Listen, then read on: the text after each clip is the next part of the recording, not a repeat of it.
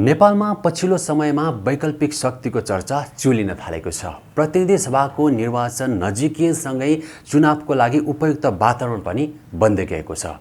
यसैबीच विभिन्न क्षेत्रमा आबद्ध रहेका र आफूलाई स्वतन्त्र ठान्ने विभिन्न व्यक्तिहरूले पनि चुनावको लागि आफ्नो उम्मेदवारी सशक्त रूपमा प्रस्तुत गर्दै आउनु भएको छ।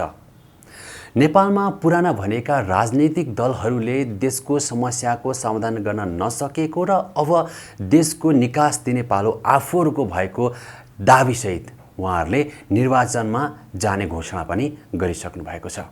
यसैबीच पुँजी बजारमा देखिएका समस्याको अन्त्य गर्नको लागि लामो समयदेखि आवाज उठाउँदै आउनुभएका पुँजी बजार सङ्घका अगुवा नेताहरूले पनि यो चुनावमा आफूलाई सशक्त रूपमा प्रस्तुत गर्ने दाबीसहित विभिन्न एजेन्डा प्रस्तुत गर्दै उहाँहरू पनि चुनावमा होमिसक्नु भएको छ।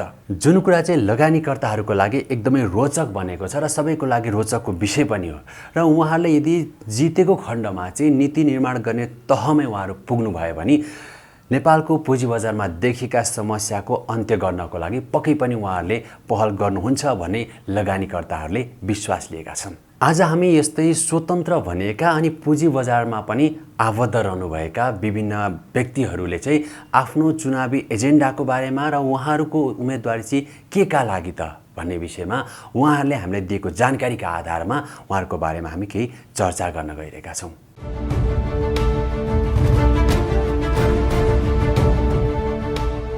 Sponsored by Fortin.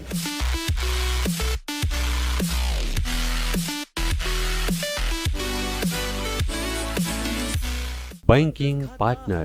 मध्ये सबैभन्दा बेस्ट एमआईसी एसियाको बचत खाता यो हो सर्वश्रेष्ठ यो हो सर्वश्रेष्ठ। Sponsored by Marina Inplex. Designing your dreams since 1983. Marina Impex. Supported by O2 Studio. उत्कृष्ट रेकर्डिङको लागि O2 स्टुडियो कपुधारा काठमाडौँ सम्पर्क 9862622558। Educational partner Embedding Education Network.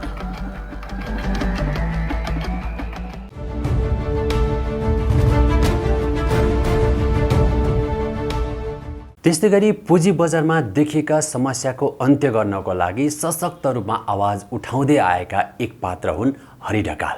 उनले नेपालमा राजनीतिक दल असफल भइसकेको र राजनीतिक दलले अब देशको समस्या अन्त्य गर्न नसक्ने दाबीसहित आगामी निर्वाचनको लागि चितवन क्षेत्र नम्बर 1 बाट आफ्नो उम्मेदवारी रहने घोषणा गर्नुभएको छ। उहाँले लामो समयदेखि चितवनमा रहेका विभिन्न समस्याको पनि अन्त्यको लागि प्रयास गर्दै आएको र चितवनका स्थानीयवासीहरूसँग पनि उहाँहरूको राम्रो सम्बन्ध रहेकाले र चितवनका जनताले पनि आफूलाई चाहेको दाबी गर्दै त्यहाँ रहेका समस्याको अन्त्य गर्नको लागि आफ्नो उम्मेदवारी रहेको जानकारी दिनुभएको छ।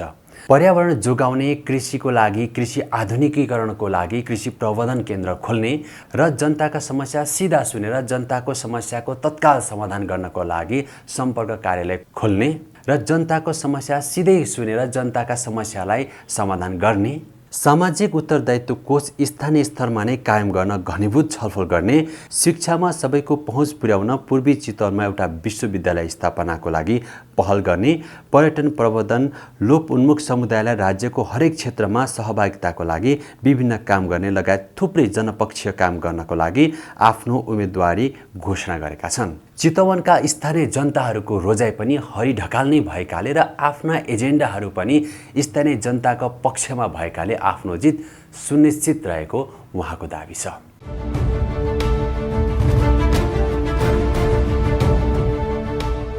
यस्तै गरी पुँजी बजारमा देखिएका समस्याको अन्त्य गर्नको लागि सम्पूर्ण लगानीकर्ताहरूसँग सँगसँगै हातेमालो गरेर त्यो समस्याको अन्त्यको लागि आवाज उठाउँदै आउनुभएका एकजना अर्का पात्र हुनुहुन्छ नारायण वास्तोला।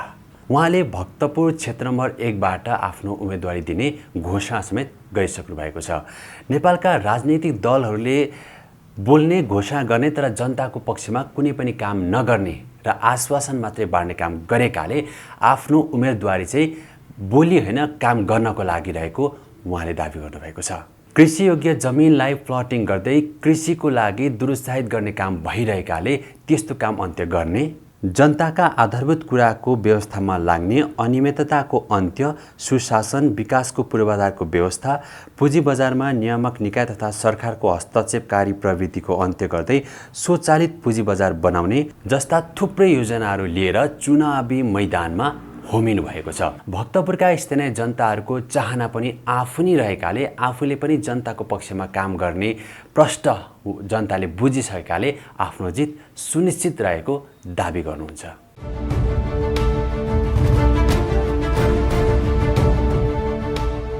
यस्तै नेपाल पुँजी बजार लगानीकर्ता सङ्घकी अध्यक्ष राधा पोखरेल पनि काठमाडौँ क्षेत्र नम्बर 4बाट आफ्नो उम्मेदवारी घोषणा गर्ने तयारीमा हुनुहुन्छ।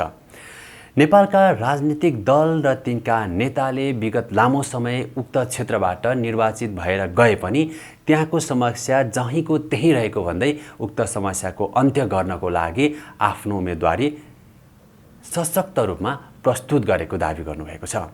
आफू पुँजी बजारमा देखिएका समस्याको अन्त्य गर्नको लागि लामो समयदेखि आन्दोलनमा रहेको र नियामक निकाय र सम्बन्धित निकायले पनि आफ्ना मागहरू सुन्ने गरेको, तर त्यसको समस्याको अन्त्य गर्नको लागि यथेष्ट पहल नगरेकाले आफूले उम्मेदवार दिन बाध्य भएको उहाँ बताउनुहुन्छ। नेपाली कांग्रेसका प्रभावशाली मानिएका नेता गगन कुमार थापा पनि उक्त क्षेत्रबाटै उम्मेदवारी दर्ता गरिसकेको भए पनि जनताले प्रभावशाली नभइकन जनताको पक्षमा काम गर्ने नेतालाई चुन्ने विश्वास आफूले लिएको भन्दै आफ्नो जित पनि सुनिश्चित रहेको दाबी गर्नुहुन्छ। महिलाको हकहितमा काम गर्ने, काठमाडौँ क्षेत्र नम्बर 4मा रहेको डुबानको समस्या अन्त्य गर्ने, पुँजी बजार मैत्री नीति ल्याउने, पार्किङको समस्याको अन्त्य गर्ने लगायतका थुप्रै मुद्दाहरू लिएर आफू चुनावी मैदानमा होमिएको उहाँले दाबी गर्नुभएको छ।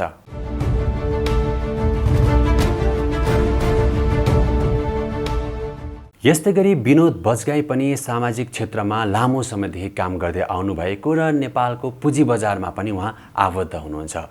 पुँजी बजारमा देखिएका समस्याको अन्त्य गर्नको लागि सशक्त आवाज उठाउने एक पात्रमध्ये उहाँ पनि हुनुहुन्छ। नेताहरूको बोली एक तथा व्यवहार अर्कै हुने गरेकाले आफूले बोलीमा मात्र नभइकन व्यवहारमा काम गरेर जनताका समस्याको अन्त्य गर्नको लागि यथेष्ट पहल गर्ने दाबीसहित उहाँले आफ्नो उम्मेदवारी घोषणा गर्नुभएको छ। उहाँले आफ्ना प्रतिबद्धताहरूलाई यसरी व्यक्त गर्नुभएको छ। नीति निर्माणका कार्यहरूमा मेरो सशक्त उपस्थिति रहनेछ।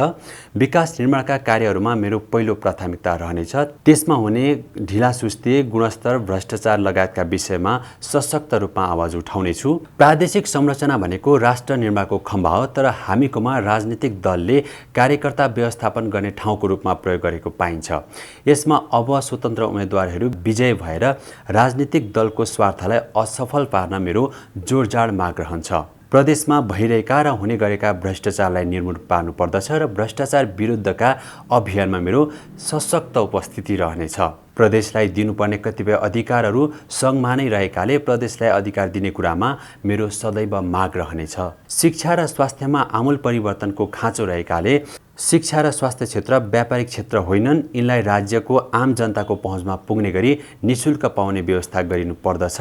पुँजी बजारका विषयमा सशक्त आवाज उठाउनेछु।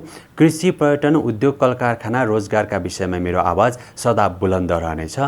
डिजिटल बागमती प्रदेशको अवधारणा लागू गराइनेछ। प्रदेश सरकारबाट प्रभाव हुने सेवाहरू छिटो, छरितो, पारदर्शी र गुणस्तरीय बनाउन सञ्चार प्रविधिको क्षेत्रमा पूर्वाधार निर्माणको काममा विशेष ध्यान दिइनेछ। युवाहरूमा उद्यमशीलता र स्वरोजगारी विकास गर्न प्रविधि हस्तान्तरण, सहुलियतपूर्ण कर्जा, सिपमूलक तालिम जस्ता उद्यमी क्षमता अभिवृद्धि गर्ने कार्यक्रम लागू गर्ने उहाँको योजना रहेको छ।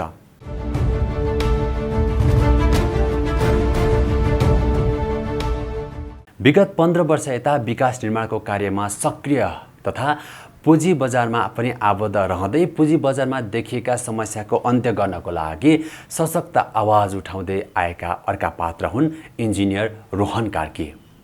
उनले जनताको समस्याको अन्त्य गर्नको लागि पुँजी बजारमा देखिएका समस्या र राष्ट्रमा देखिएका विभिन्न समस्याको अन्त्य गर्नको लागि यो निर्वाचनमा आफ्नो उम्मेदवारी सशक्त रूपमा रहने दाबीसहित काठमाडौँ क्षेत्र नम्बर 2बाट आफ्नो उम्मेदवारी प्रस्तुत गरेका छन्। नेपालका पुराना भनेका राजनीतिक दलहरू असफल भइसकेका र तिनका केही सम्भावना भएका युवा नेताहरूलाई पनि अवसरबाट वञ्चित गराएकाले आफूले देशमा व्याप्त समस्याको अन्त्य गर्नको लागि चुनावमा होमिनु परेको बाध्यता रहेकाले जनताको समस्याको अन्त्यको लागि आफ्नो उम्मेदवारी रहेको दाबी गरेका छन्। नेपालको प्राविधिक शिक्षामा सरकार तथा सम्बन्धित निकायले ध्यान दिन नसकेको, अर्थतन्त्रमा सुधार ल्याउनको लागि कृषि, पर्यटन, जडीबुटी प्रवर्धनमा ध्यान दिन नसकेको, बेरोजगारी समस्या अन्त्य गर्नको लागि सरकारका योजनामा जनतालाई जोड्न नसकेको, आयातलाई निरुत्साहित गर्दै निर्यातजन्य वस्तुको उत्पादन तथा निर्यात गर्न नसकेकाले उक्त समस्याको अन्त्य गर्नकै लागि आफ्नो उम्मेदवारी रहेको दाबी गरेका छन्। आफू विगतमा पनि जनतासँगै जोडेर काम गरिरहेकाले जनताले पनि आफूलाई जिताउने र आफू पनि जनताकै पक्षमा काम गर्ने प्रतिबद्धता व्यक्त गरेका छन्।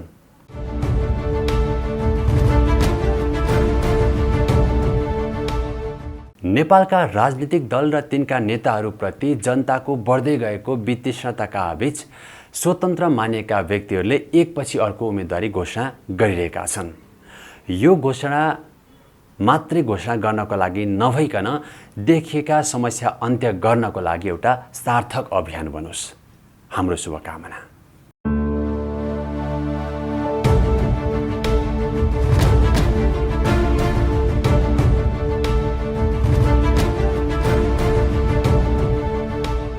Sponsored by Fortin.